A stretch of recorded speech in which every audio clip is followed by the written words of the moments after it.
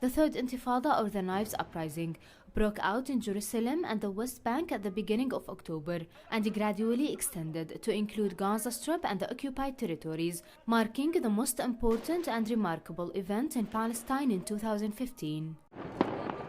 In September, extremist Jewish organizations and rabbis made calls arguing all Jewish settlers to storm the Al-Aqsa Mosque compound.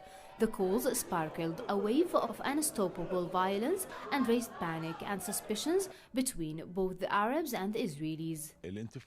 The Third Intifada did not occur randomly. It was the result of bitter measures that were carried out by the Israeli forces against the Palestinian people in Jerusalem. The Israelis wanted to impose a temporal division on the holy city, and then they started attacking worshippers at the Al-Aqsa Mosque.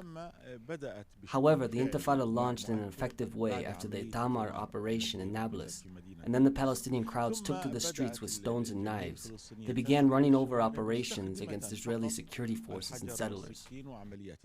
Israeli settlers burned the home of the Adawabsha family in the West Bank city of Nablus in July.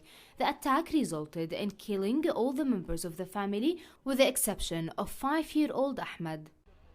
As a result, Palestinians carried out a series of stabbing, run over and shooting attacks against the Israelis, the most important of which was the Itmar operation in the West Bank city of Nablus, in which 2 Israelis were killed and 3 were injured.